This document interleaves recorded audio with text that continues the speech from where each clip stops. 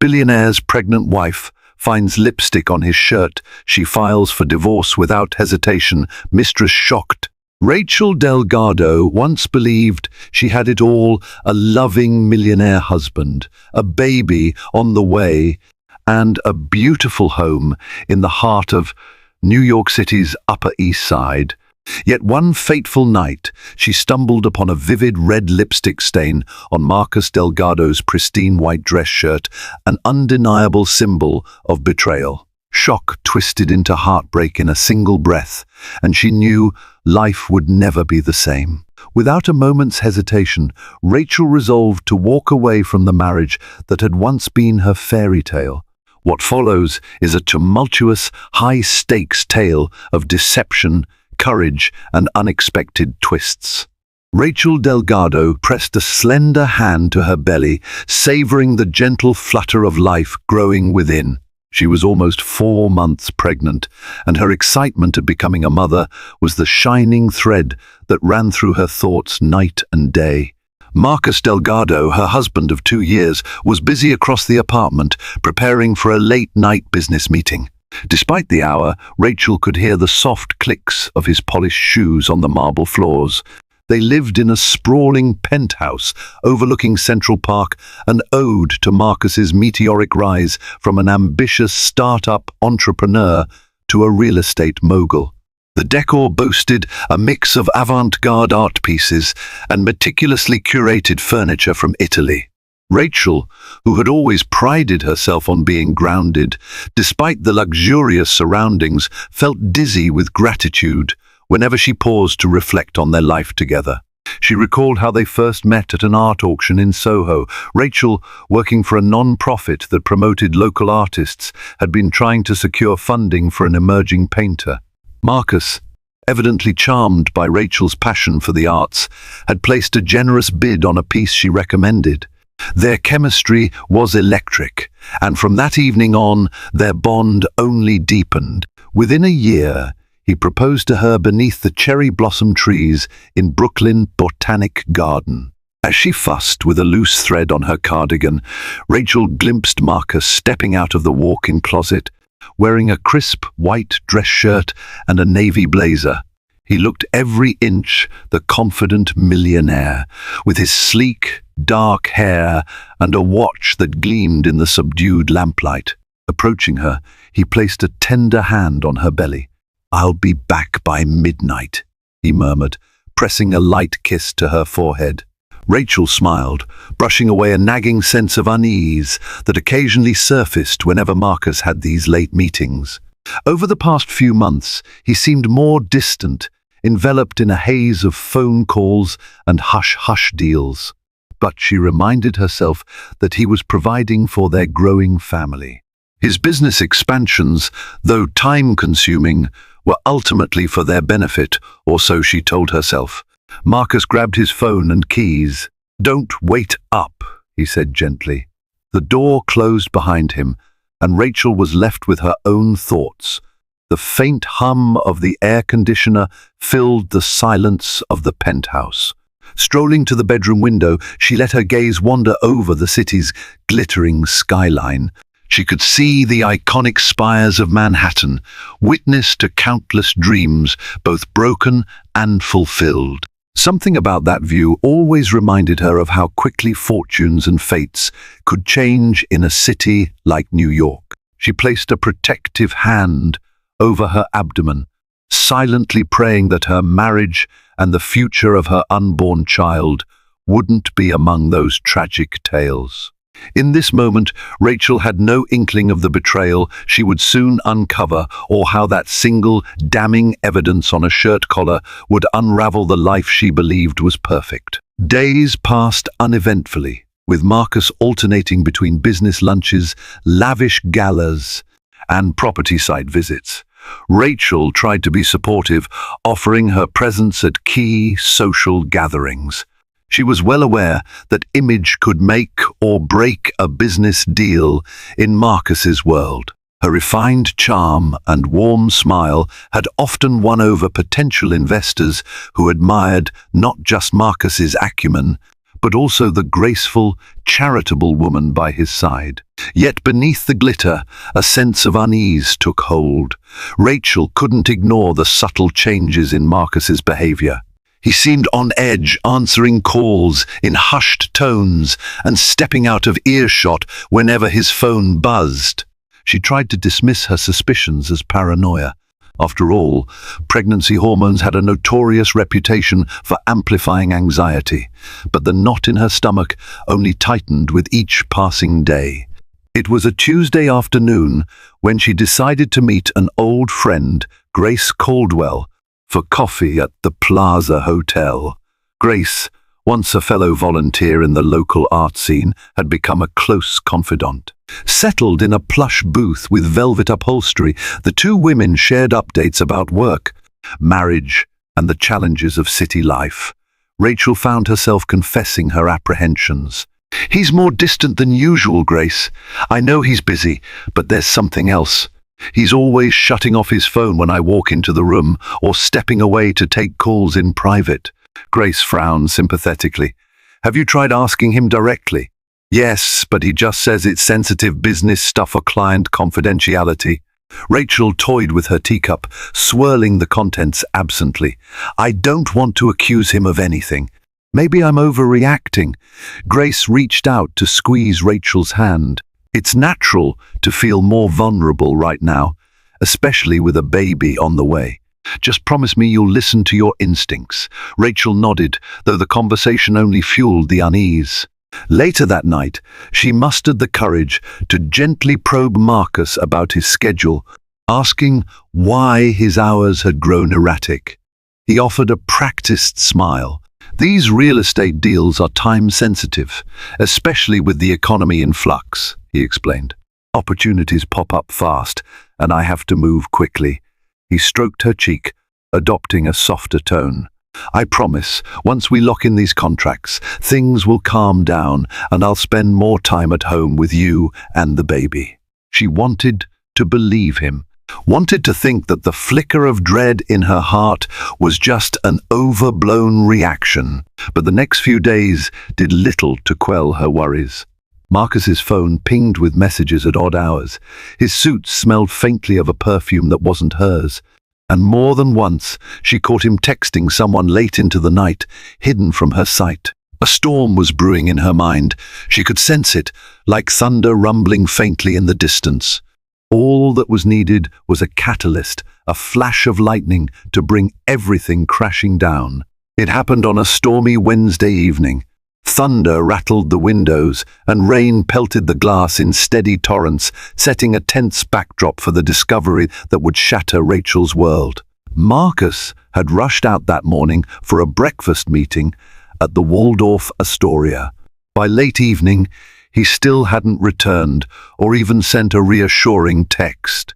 Rachel, battling insomnia, found herself pacing the living room floor. Her back ached, a common pregnancy complaint, and she decided to pass the time by tidying up. She stepped into the laundry room to collect the hamper of clothes Marcus had carelessly piled. Sorting through his shirts and trousers, Rachel paused when she noticed a faint red stain on the collar of one of his freshly worn white dress shirts. Heart pounding, she lifted the shirt closer to the overhead light. The stain was unmistakably lipstick, a bold, deep crimson that Rachel herself never wore. Immediately her stomach churned, and she felt as though the floor had dropped beneath her feet. Her mind raced with possibilities, but none of them offered a harmless explanation. She took a shaky breath, tears burning at the corners of her eyes. Could it be an accident from a friend's cheek kiss? A smudge from a dinner napkin? The rational part of her mind insisted on plausible deniability, but the intensity of the color and the precise placement on the collar told her otherwise. This was no incidental mark. When Marcus finally walked through the door past midnight, drenched from the downpour, Rachel stood in the foyer waiting, the incriminating shirt clenched in her trembling hands. The expression on his face morphed from fatigue to alarm as he spotted the evidence. "Care to explain this?" she demanded, voice trembling but steeled by anger and hurt. Marcus's eyes flickered with panic. Rack, it's not what you think, he stammered. He reached for her, but she jerked away. Then what is it, she pressed, tears edging her words. Tell me there's some innocent explanation. He opened and closed his mouth, words failing him. Lightning illuminated the penthouse's windows, followed by a thunderous crack. The silence that ensued was almost deafening. Rachel's heart pounded so violently she feared she might collapse. She pressed a hand against her belly, as though to shield her unborn child from the corrosive tension filling the room. It must have come from a colleague, Marcus finally managed, his tone unconvincing. Someone at the meeting gave me a friendly hug. Rachel erupted in a choked sob, slamming the shirt to the floor. Stop lying, she hissed, voice thick with betrayal. Do you think I'm stupid, Marcus? You've been hiding things from me for weeks. He reached for her again, desperation twisting his features. Rachel, calm down. You know stress isn't good for the baby. She froze, glaring at him with tear-filled eyes. Don't you dare bring the baby into this. I've tried to be patient, but I can't ignore this anymore. I trusted you. You've broken that trust, and I will not forgive it. In the piercing silence that followed, the chasm between them felt insurmountable. Chapter 4, Gathering the Shards extended version. In the wake of her shocking discovery, Rachel found herself adrift in a tumult of emotions, as though she were floating between anger, heartbreak, and disbelief with no steady ground in sight. She spent that first, sleepless night hidden away in the penthouse's guest bedroom, a space that felt less tainted by the memories of her marriage. Although the large windows offered sweeping views of a glittering Manhattan, Rachel's tears blurred everything, reducing the skyline's brilliance into a haze of neon and sorrow. Sitting on the bed, an opulent piece of furniture she had once selected, with such joy she found it impossible to sleep. She clutched a throw pillow to her chest, replaying the previous hours in her mind, the damning lipstick stain on Marcus's shirt, his stuttering denial, and the confusion that descended as he attempted to justify the unjustifiable. Whenever she closed her eyes, she saw flashes of the life they had built, her wedding dress trailing across the penthouse floor, his gentle touch on her belly, the night she told him she was pregnant, and felt these images shatter like crystal tumbling off a high shelf. When dawn finally broke, the storm clouds that had hovered over New York City dissipated, leaving the sky clear and bright.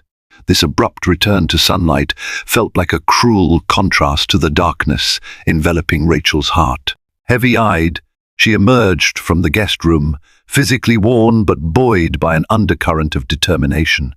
The once grand living area, with its marble floors and imported artworks, now felt cold and hollow, more like a museum of broken promises than a home. She didn't have to look far to find Marcus. He was slumped on the living room sofa, dressed in the same clothes as the day before, his eyes ringed with exhaustion. An untouched mug of coffee waited on the side table, no steam, no warmth. The sharp scent of stale espresso mingled in the air, reminding Rachel of all the late-night brainstorming sessions they used to share, planning everything from vacations to the baby's nursery. But those memories felt distant now. Marcus stood the moment he saw her, a flurry of remorse in his gaze. "Rach," he started, his voice strained. "We need to talk." Rachel didn't speak immediately. She walked slowly to a matching armchair, lowered herself, and exhaled in a way that seemed to deflate her entire frame. Her throat felt raw from hours of silent sobbing. She braced herself for whatever he might say, pushing aside the fleeting pang of pity she felt at his disheveled appearance. In that moment, pity seemed like a betrayal of the anger coursing through her veins. He cleared his throat, eyes flicking to the table as though searching for a script. "I messed up," Marcus said at last, his words coming out haltingly. Each syllable hung in the air, weighted by shame. I won't insult you by lying about it again. I was tempted, and I gave in." It was a stupid, reckless mistake. Rachel's heart twisted painfully. Somehow, hearing him acknowledge the affair, giving it voice, made it feel even more real. Her anger rose like a tide. "A mistake?" she repeated, her voice quivering. "Knocking over a glass is a mistake. Missing an appointment is a mistake. But betraying your pregnant wife?" Her eyes welled, tears she refused to let fall. "That isn't a mistake, Marcus. It's a choice, a deliberate one." He looked as if he'd been slapped. In the harsh morning light, he seemed smaller, his tailored shirt wrinkled, his face etched with regret. "I love you," he whispered, stepping closer, hands trembling, as though he was unsure whether to reach out for her. "I love you, and I love our baby. I know I've hurt you, hurt us beyond measure. But I'm begging you, please don't throw everything away." Rachel inhaled sharply, pressing her palm to her abdomen. Even in this tumultuous moment, her first concern remained the life growing inside her. She felt a gentle flutter, and that slight motion only hardened her resolve. "You destroyed what we had," she said, each word clipped. "I can't trust you anymore. And trust is everything. How can I raise our child in a house where betrayal is lurking around every corner?" Marcus ran a hand through his hair, tearful and desperate. "We can fix this. We'll go to counseling. I'll do anything to prove I can be the man you need me to be." His desperation might have moved her once, before the lipstick on his collar, before the half-truths and hush-hush late-night calls. Now all it did was stoke the embers of her hurt. Slowly she rose from the chair, mindful of the sudden dizziness that often came with her pregnancy. She held on to the armrest until the room steadied. "I don't want to hear your promises, Marcus," she said, her voice turning cold. "I already know what I have to do." A flicker of dread passed over his face, as if he sensed what was coming but refused to believe it. "Rachel, please. I love you. Don't make any rash decisions." She almost laughed, a brittle sound echoing in the quiet penthouse. "Rash decisions? This is the clearest I've felt in weeks. I've been ignoring my gut, convincing myself it was just my hormones making me paranoid. But last night proved every doubt was real. Tears threatened again, but she blinked them away. "I won't let our child grow up in a marriage built on lies. I'm filing for divorce." The finality of her words hung between them. Marcus's face contorted with panic. He reached for her, but she stepped back. Even now, she felt a surge of protective instinct, a need to shield herself and her unborn baby from further harm. A heavy silence followed, broken only by the city's muffled clamor from the streets below. "Divorce," he echoed hollowly. "Rachel, please don't do this. Let's talk about counseling. Let's try. Don't throw away everything we've built." His pleadings were reminiscent of an earlier time in their relationship, when he'd charm her out of any argument, promising that things would turn out all right. But those illusions had shattered under the harsh light of betrayal. She gazed at the man who had once felt like her entire world, her confidant, her partner, the future father of her child, and felt only a raw ache where her devotion used to be. "You made that choice for us the moment you let someone else into our marriage," Rachel said, quietly, her resolve unwavering. "I'm going to protect my baby and myself, no matter what it takes." Marcus seemed at a loss for words, his mouth opening and closing soundlessly. At last he sank onto the sofa, dropping his head into his hands as though he could block out the reality unraveling before him. For a lingering minute, Rachel observed him, this strong, confident man, who built an empire now reduced to a figure of regret. She realized that she pitied him, but that pity no longer softened her stance. Her anger, her heartbreak, her sense of betrayal, they all demanded that she move forward on her own terms. "I'll stay in the guest room until I figure out my next steps," she announced, her voice trembling only slightly. "Don't expect anything more from me, and don't try to talk me out of it." As she walked away, her footsteps echoed in the penthouse hallway, a slow, resolute sound. She shut herself back in the guest bedroom, sliding down to the carpet and letting the tears flow freely. This time, however, there was a grim kind of certainty in her sobs. Her future would look vastly different from the one she had imagined, but it would be hers to shape free from deceit. In that moment, Rachel knew their marriage was done. The foundation they had built, so outwardly strong, had crumbled under the weight of lies. Now, all that remained was to gather the fragments of her life, protect the baby she carried, and file for the divorce she had never imagined she would need. As the day wore on, she lay curled on that unfamiliar bed, her hand resting on her growing belly, silently vowing that she would never let betrayal define her child's future or her own. A mix of dread and determination gripped Rachel as she stepped out of the taxi in Midtown Manhattan. A crisp wind rustled her coat, and her pregnant belly was more pronounced than ever. She wrapped her arms around herself, steeling her resolve before pushing open the glass door to Walters and Green law firm, the place where she would formally begin the process of ending her marriage. Inside, the space exuded an air of quiet sophistication, sleek furniture, soft lighting, and artwork that hinted at wealth and privilege.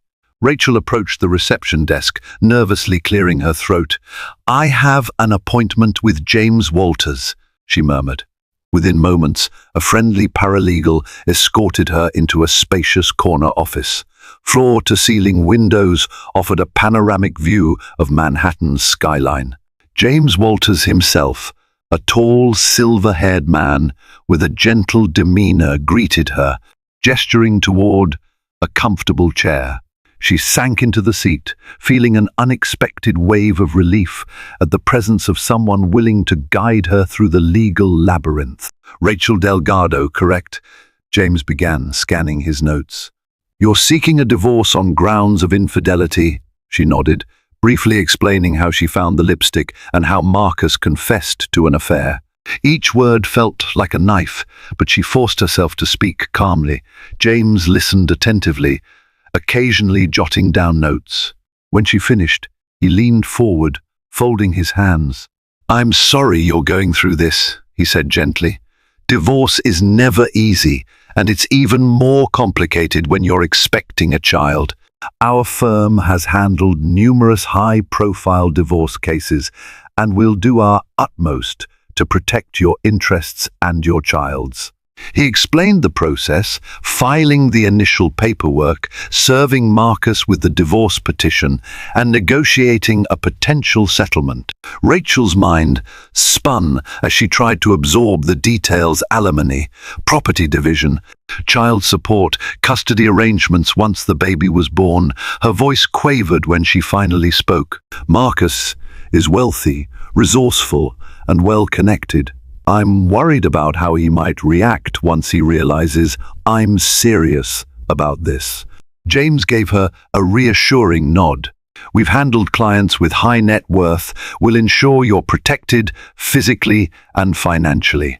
And remember, in New York, the court's primary concern is the best interest of the child. That will guide any custody decisions." Rachel exhaled slowly, relief mingling with trepidation. "Thank you," she whispered. "I want to finalize this as quickly as possible." He offered a solemn smile. "I understand, but these things can take time. Marcus may challenge the terms, or he might cooperate if his counsel advises him to. Either way, we'll remain diligent. You won't face this alone." As she left the office, clasping a folder of documents and instructions, Rachel felt a mixture of heartbreak and empowerment. Every step away from her old life felt simultaneously liberating and terrifying.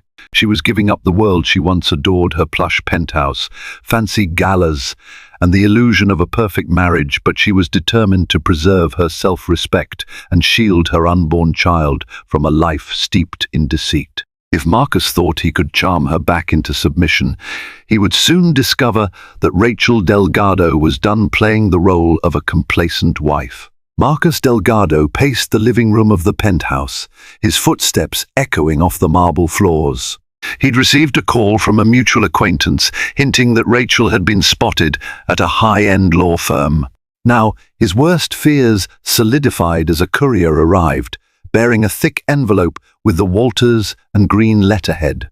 He tore it open, his pulse roaring in his ears, petition for divorce. A cold sweat broke out on his forehead. The meticulously curated space around him, masterpieces on the walls, designer furniture, and a skyline view suddenly felt suffocating. He sank onto the sofa, reading the legal jargon that spelled out the end of his marriage. It mentioned child support, spousal maintenance, and the potential division of assets. Worse still, it pointed to his affair as the catalyst. In desperation, Marcus dialed Rachel's number. It rang several times before going to voicemail. He tried again, only to meet the same result. Frustration boiled over, and he hurled his phone onto the coffee table. In that moment, he realized the magnitude of his actions. His wife, who was carrying his child, was officially leaving him, and the wheels of the legal system were already in motion. Later that evening, he made a call to his own lawyer, a sharp-tongued litigator named Patricia Quinn. Patricia's direct approach had won him various business disputes in the past. However, when he explained his predicament, her normally brusque tone tempered with caution. "Personal matters can get messy," she told him. "Especially with a baby on the way, we'll want to approach this carefully. Courts don't look kindly on infidelity in high-stakes divorces." Marcus rubbed his temples, exhaustion lining his face. He thought back to how everything had spiraled. The affair had started with a flirtation at a business event, followed by secret dinners and stolen moments. It was short-lived, an ego-driven lapse, he told himself, and now it threatened to destroy the life he'd built with Rachel. That night, he couldn't sleep. Memories of Rachel haunted him, her radiant smile at their wedding, the tears of joy in her eyes when she showed him the positive pregnancy test. How could he have jeopardized all that for a fleeting thrill? Each recollection was a stab of guilt, fueling a fierce resolve to right his wrongs. The next morning, he contacted Rachel's closest friend, Grace Caldwell, pleading for her to mediate. Grace, however, offered no sympathy. "You did this, Marcus," she said plainly. "Rachel deserves better than your excuses." Feeling cornered, Marcus decided on a different tactic, meeting Rachel in person, in a place where she might feel safe enough not to turn him away. He recalled her weekly prenatal appointments. If he timed it right, perhaps he could catch her as she left the OB/GYN's office. It was a desperate plan, but it was all he had left. He realized with dawning clarity, if he wanted any chance at redemption, he would need to fight humbly and sincerely for his marriage, even if Rachel had already made up her mind to leave him behind. Rachel's prenatal checkup at Lenox Hill Hospital was supposed to be routine: an ultrasound, vital checks, and a quick conversation with Dr. Lucinda Vogel about her pregnancy progress. She had tried to keep her personal life separate from her medical appointments, but the turmoil in her marriage was beginning to show. She felt on edge, sleeping poorly and weeping at random intervals. Dr. Vogel gently suggested counseling for stress, reminding Rachel that emotional well-being was crucial for her and her baby.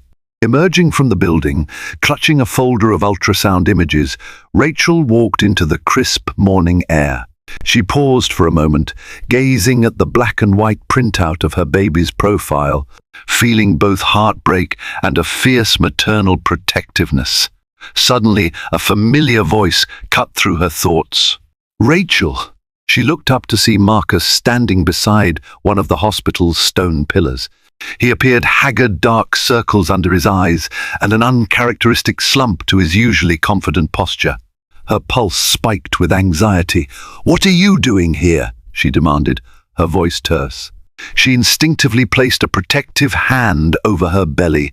He stepped forward, hands raised, as though to show he meant no harm. "I just wanted to talk. Please."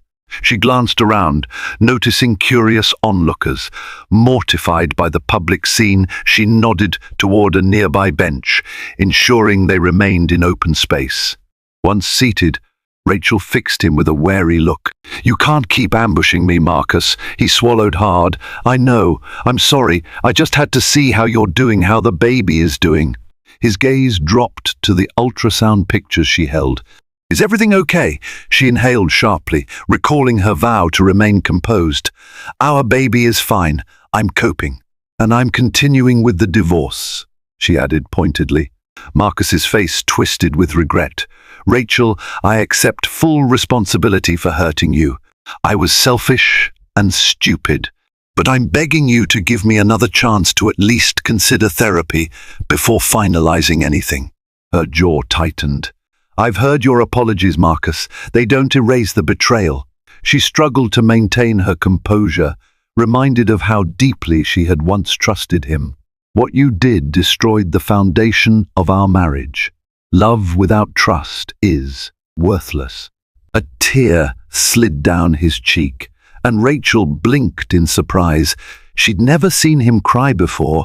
"I can't lose you," he whispered. His voice choked. "I can't lose our family. I know I don't deserve another shot, but I'm going to fight for you until the day the ink dries on those divorce papers." Emotion welled in Rachel's chest.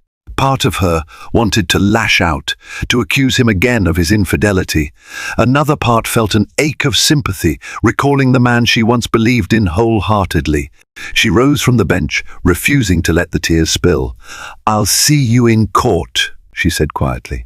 Then, clutching her ultrasound pictures, she turned and walked away. Marcus remained on that bench, shoulders hunched, haunted by the feeling that he had just lost the greatest battle of his life. A week later, Rachel found herself in the middle of a tabloid frenzy. A gossip website had leaked rumors of Marcus Delgado's alleged affair with an unnamed socialite, plenty of hearsay, but enough sensational details to feed the city's rumor mill. Grace Caldwell forwarded her the link, and Rachel's stomach churned at the lurid speculation. She could only imagine how it would escalate once the divorce proceedings became public. That same afternoon, while scrolling through the coverage in a mixture of morbid curiosity and dread, Rachel received an anonymous email. The subject line read, "The truth about Marcus's mistress." Her heart hammered as she opened it, revealing a single line of text. "Ask him about Nina Levine." Attached was a grainy photograph, Marcus entering a dimly lit lounge, his arm around a woman's waist. Though her face was partially obscured, the caption identified her as Nina Levine. The name sent a jolt through Rachel. She recalled a chance meeting months prior, a cocktail party for local philanthropists. Nina Levine was a striking brunette in her late 20s, known for heading a fashion brand, start-up, and frequenting high-profile galas. Rachel had been introduced to her briefly by Marcus, who mentioned she was an investor. Back then, Rachel hadn't suspected a thing, attributing Nina's flirtatious manner to social niceties. Now, the pieces were falling into place with gut-wrenching clarity. Rachel's vision blurred with fresh tears. She considered calling Marcus to demand answers, but that momentary impulse dissolved into bitterness. He'd already admitted to the affair, knowing the woman's identity wouldn't erase the betrayal. Nevertheless, the emotional weight threatened to suffocate her, and she found herself gasping for air. An hour later, Grace arrived, responding to Rachel's frantic text. Sitting together in the penthouse's sunlit breakfast nook, an ironic setting for such a grim discussion, Rachel recounted the details of the email. Grace frowned deeply. "I've heard of Nina Levine. She's well connected, with a reputation for being ruthless in business and in her personal life. If she wants something, she takes it, no matter who gets hurt." Rachel clenched her fists, anger momentarily eclipsing her heartbreak. "Well, she can have Marcus," she said with grim finality. "He made his choice, and I'm done." Grace reached across the table to squeeze her friend's hand. I know this is painful, but you're strong. Don't let their drama pull you under. That evening, Rachel decided she needed some fresh air and a change of scenery. She booked a few nights at the Greenwich Hotel, seeking refuge away from memories that haunted every corner of her home. The suite was warm and welcoming, the staff discreet, offering the solace she craved. She lit a scented candle, hoping to calm her nerves, and let the soft glow of the city lights lull her to sleep. Yet even in the soothing comfort of the hotel, she couldn't escape the tormenting question, had all those tender moments, her wedding vows, the joys of early pregnancy, meant nothing to Marcus? The ghost of Nina Levine loomed large, reminding Rachel of the depth of her husband's betrayal. The following week, James Walters called Rachel in for a meeting, explaining he had updates regarding the divorce proceedings. She arrived at Walters and Green, feeling drained, mentally rehearsing potential settlement scenarios. Upon entering James's office, she noted his grave expression. Marcus's lawyer reached out. James began. They're pushing for a settlement that would minimize the financial damage to Marcus and restrict your claims to certain assets. However, there's something else. He slid a file across the desk. Within its pages were statements suggesting that Rachel had abandoned the marital home without cause, painting her as unstable and emotionally volatile due to her pregnancy. Rachel's stomach twisted in outrage. He's accusing me of leaving him on a whim. James gave a stiff nod. It's an attempt to cast doubt on your capacity to handle stressful situations and, in turn, your capability as a parent. His lawyer might use this to negotiate a more favorable custody arrangement for Marcus after the baby is born. The blood drained from Rachel's face. She felt as if a rug was pulled out from under her. He betrayed me, yet he's claiming I'm the irresponsible one.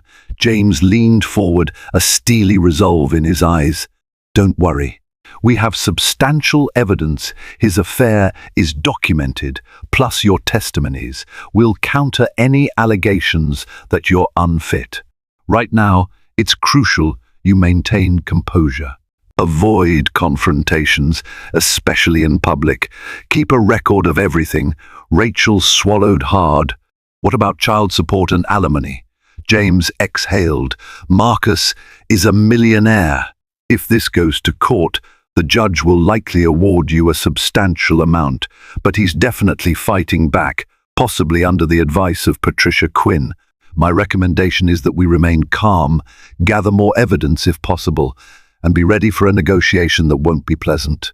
It was all so surreal. This was the man she once trusted implicitly, the father of her unborn baby.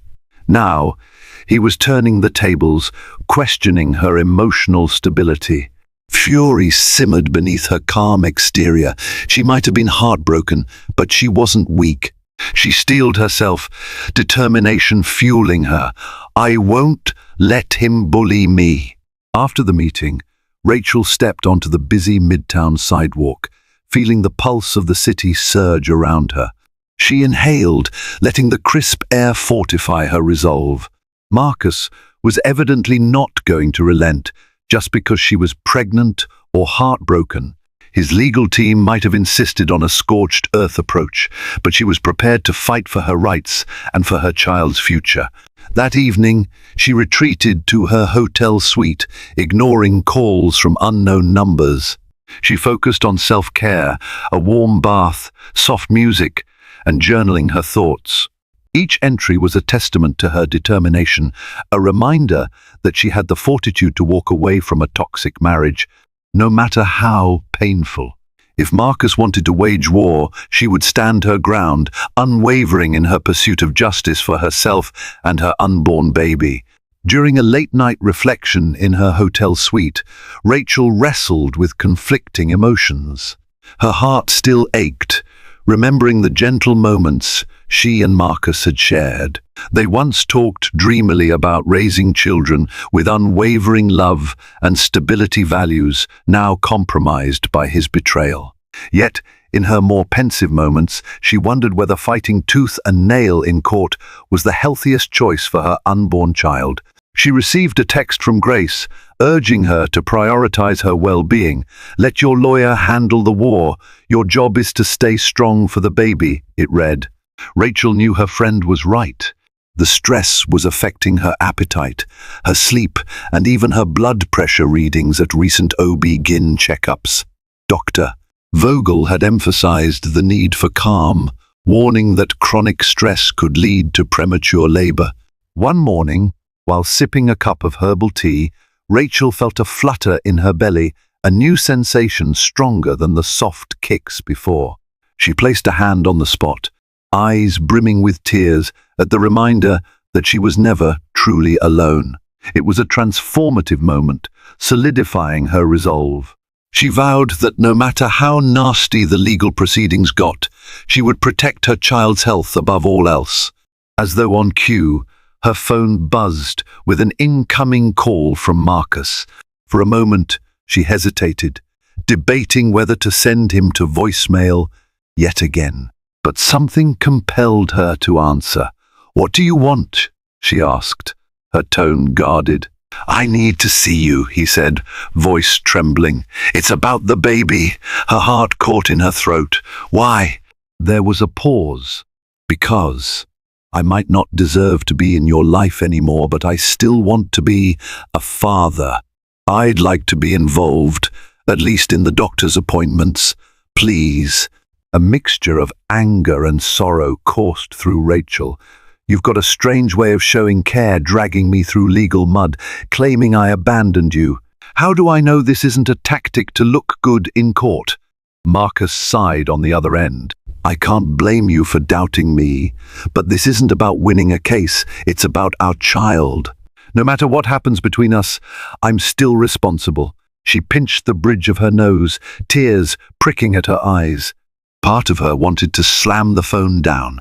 Another part recalled the vow she once made to create a loving environment for her child, regardless of her marital status. "I'll think about it," she finally said before hanging up. That evening, Rachel paced the suite, grappling with the decision of whether to allow Marcus into the baby's medical journey. She knew their personal bond was irreparably damaged. But as the father, he had certain rights, and their child might one day ask about that lost time. After hours of restless thought, she made a choice that marked a turning point in her conscience. She would let him attend the next appointment, not as a gesture of forgiveness, but as an acknowledgement of the role he had to play in their child's life. 2 weeks later, Rachel found herself in the waiting room of Dr. Vogel's clinic. The pastel-colored walls, soft instrumental music, and smiling posters of babies did little to quell her anxiety. She clutched her appointment slip in one hand, her knuckles white with tension.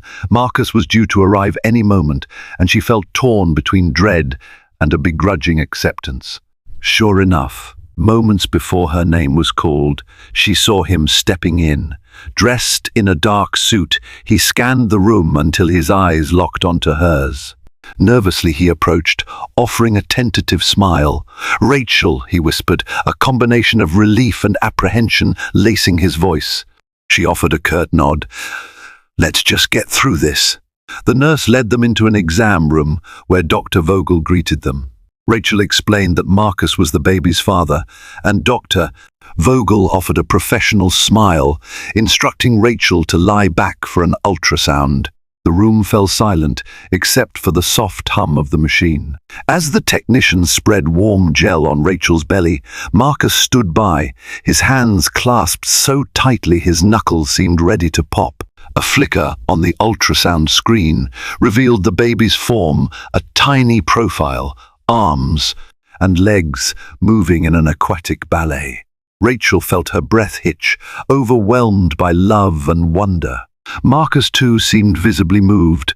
Dr. Vogel gently described each measurement and the baby's developmental progress, occasionally pointing to the screen where the baby's heartbeat pulsed in a reassuring rhythm. Despite the tension between them, Rachel found solace in seeing Marcus's awestruck expression. His eyes glistened, and he stepped closer, daring to place a cautious hand on Rachel's shoulder. She stiffened momentarily, but chose not to pull away. For the first time in weeks, they shared a moment that was about more than betrayal or legal battles. It was about the innocent life they had created. When the exam ended, Dr. Vogel handed Rachel a set of ultrasound pictures. Marcus stared at them longingly, as if trying to memorize every detail. The spell was broken, however, the moment they stepped back into the hallway. The grim reality of their divorce loomed large, and Rachel's guarded demeanor returned. "I appreciate that you came," Rachel said quietly, tucking the ultrasound photos into her purse. "But don't think this changes anything." Marcus nodded, sadness heavy in his eyes. "I understand. Thank you for letting me be here." He hesitated, then in a near whisper added, "If you need anything financially, emotionally, please let me help. I know you may not want my support, but it's still my responsibility." Rachel wanted to snap that she didn't need his pity, but she reined in her anger. Instead, she merely nodded and turned away, cradling her belly as she walked down the corridor. Marcus lingered, watching her retreat, the chasm between them no less formidable than before. Yet, for that fleeting moment in the ultrasound room, they had been united by a flicker of shared devotion to their unborn child, an ember of hope flickering in the darkness of betrayal. The day of the divorce mediation arrived, fraught with tension so thick that Rachel felt a headache forming the moment she stepped into the sleek corporate offices designated for the negotiation.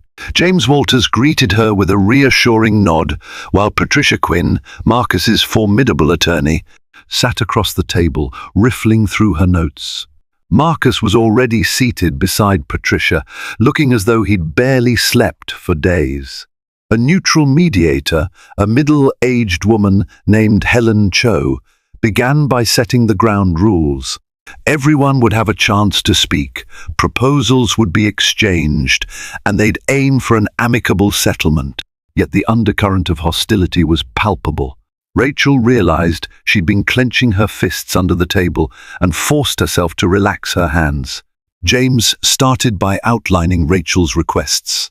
A fair share of Marcus's business assets, alimony for a defined period, child support once the baby was born, and sole physical custody with visitation rights for Marcus.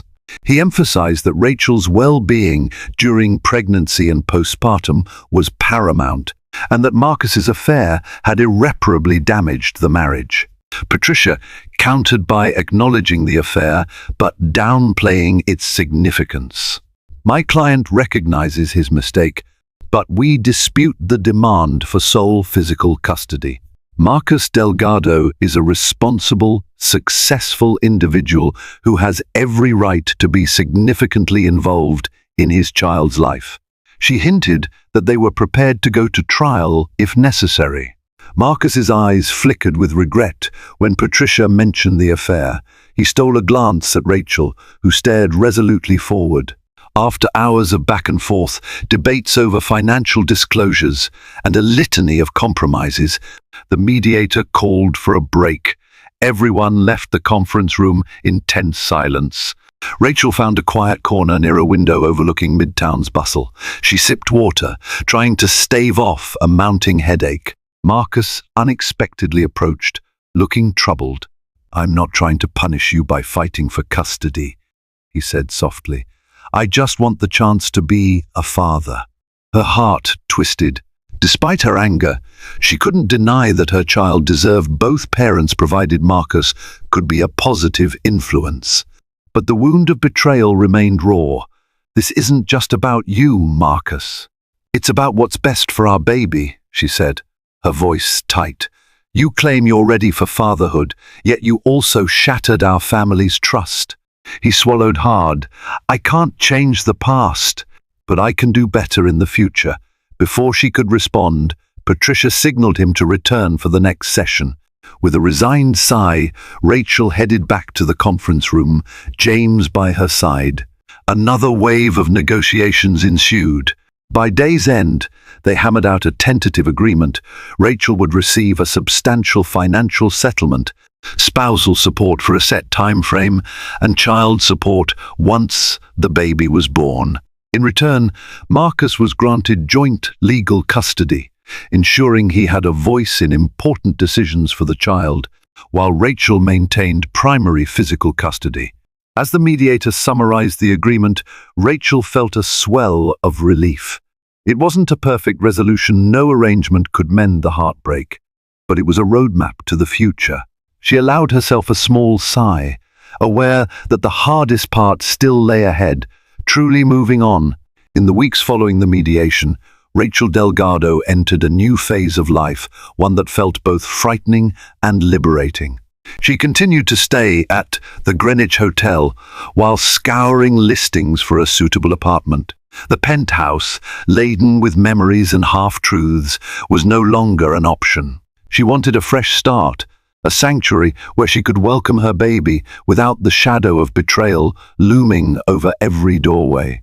Marcus, for his part, moved forward with fulfilling the terms of their tentative settlement. He arranged for monthly support payments and even offered to foot the bill for a more comfortable place if she needed it. Rachel declined, preferring to stand on her own feet. Yet, in quieter moments, she recognized that joint legal custody meant they would always be connected through their child, no matter how final the divorce might feel. During her next prenatal checkup, she arrived alone, though Dr. Vogel inquired if Marcus would be attending. Rachel answered with a gentle shake of her head. The last time he came, she allowed it because it felt right for that moment. Now, she needed space. When she heard the baby's heartbeat, a steady, reassuring thump, she felt newly energized, ready to embrace the future as a single mother. That evening, James Walters called to confirm that the divorce paperwork was progressing. The final decree might be signed off within a few weeks, he said. Unless something unexpected arises, we're on track. A sense of closure washed over Rachel when she hung up. She was well aware that heartbreak doesn't vanish with a judge's signature, but it was a step toward healing. She spent hours poring over nursery designs, picking soft pastels and selecting a crib with matching bedding. Each tiny decision felt significant, a pledge to her baby that they would create a warm, loving home, even if it lacked the presence of a traditional family unit. Meanwhile, Marcus poured himself into philanthropic endeavors at least, so said the social columns. He started a charity initiative aimed at providing housing for single mothers, a move that drew public praise. Rachel, seeing the headlines, remained cynical.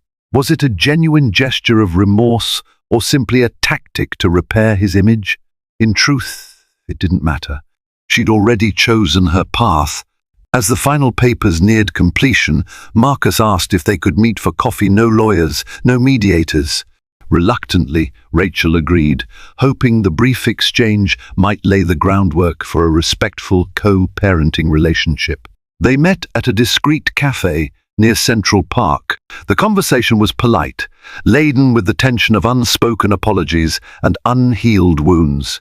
Marcus expressed admiration for her resolve, reiterated his commitment to being a good father. Rachel nodded, her hand resting on her growing belly.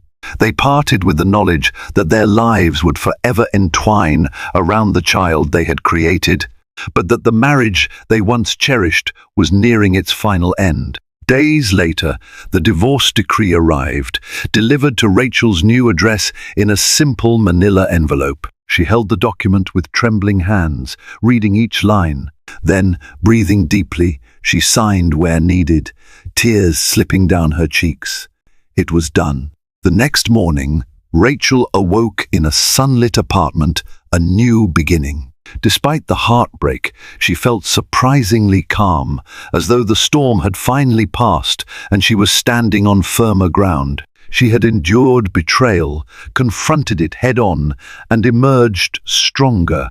Now her focus shifted to the hopeful future awaiting her and her unborn child, and for the first time in many weeks, she smiled. Rachel's journey proved that even the most glittering marriage can be undone by a single betrayal, and that true strength surfaces in life's darkest moments. From the wrenching discovery of lipstick on Marcus's shirt to the final signing of divorce papers, she embraced every challenge with courage, driven by an unwavering desire to protect her unborn baby. In the end, she carved out a new life that prioritized honesty, self-respect, and the promise of a brighter tomorrow. Thank you for watching and experiencing Rachel's emotional roller coaster with us. If her story of heartache and resilience moved you, please remember to like this video and share it with friends who appreciate real-life drama. And don't forget to subscribe to our channel for more gripping tales that shine a light on love, betrayal, and redemption.